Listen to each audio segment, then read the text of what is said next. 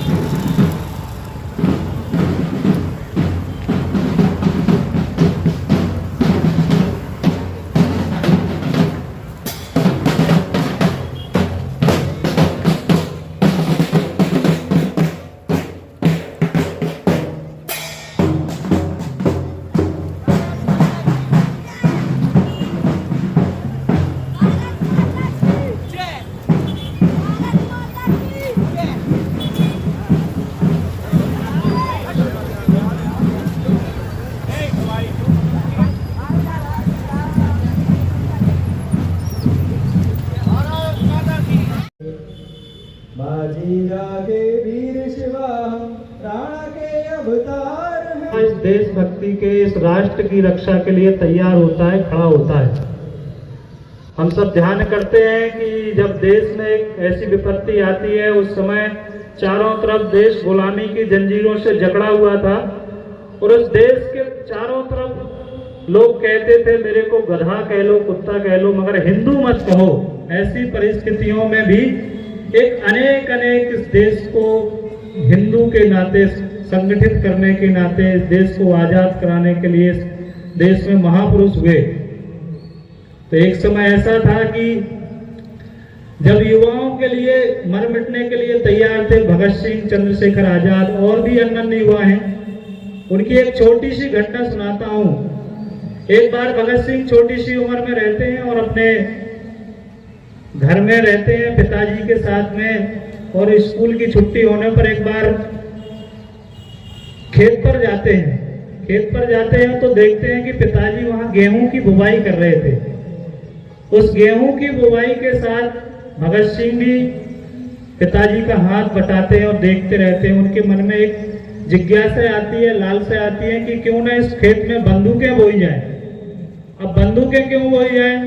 तो भगत सिंह घर जाते हैं और घर से बंदूक उठा के लाते हैं और जमीन में उसको गाड़ने लगते हैं। पिताजी देखते हैं और पूछते हैं भगत ये क्या कर रहे हो?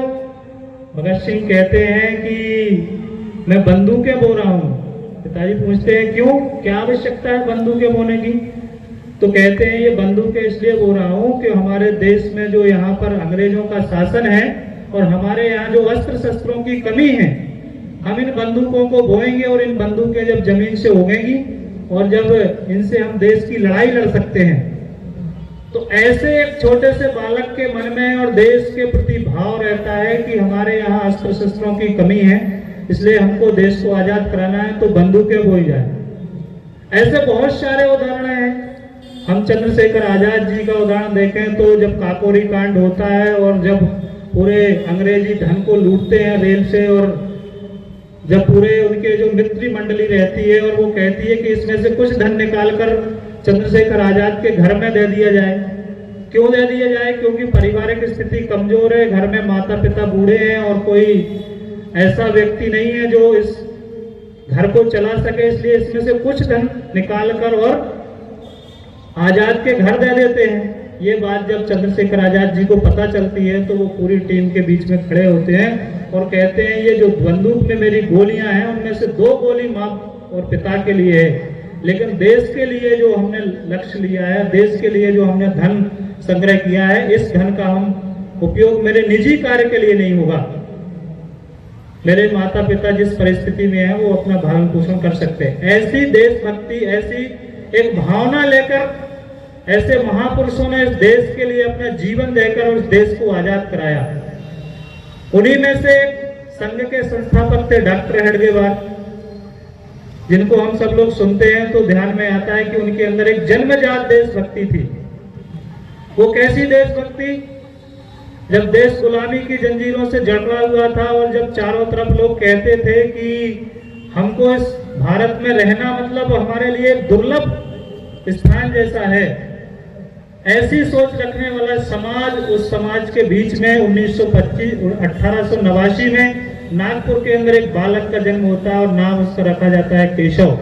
केशव का जन्म वर्ष प्रतिपदा के दिन होता है और धीरे धीरे आयु बढ़ती है। जब स्कूल में जाना होता है और पढ़ाई के वक्त ध्यान में आता है कि एक ऐसे विदेशी शासक का जन्मदिन है, उसके जन्मदिन पर सारे समाज को मिठाइयां बांटी जा रही हैं और मैं उन मिठाइयों को खाऊंगा तो मेरे मन में एक पीड़ा उत्पन्न होती थी।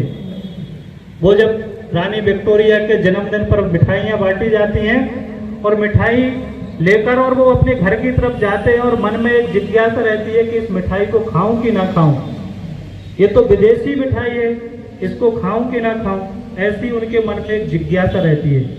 और उस जिज्ञासा को मन में लिए और घर के जैसे बाहर पहुंचते हैं और कचड़े के डिब्बे में मिठाई फेंक देते हैं। उनके बड़े भाई बाहर खड़े रहते हैं, वो पूरा दृश्य देखते हैं। वो कहते हैं केशव ये मिठाई क्यों फेंक दी?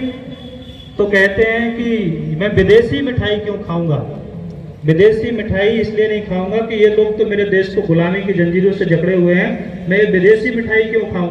ऐसा ये देशभक्त बालक जब पढ़ाई के वक्त और स्कूल में पढ़ते हैं तो ध्यान में आता है कि अंग्रेजी ऑफिसर और स्कूल को जांच करने के लिए आते हैं। जब स्कूल में जांच करने आते हैं तो क्या किया जाए? तो एक योजना बनाते हैं पूरे विद्यार्थियों के साथ में कि जैसे ही अंग्रेजी अधिकारी इस स्कूल के अंदर आएगा तो हम वंदे मातरम से उसका स्वागत करेंगे।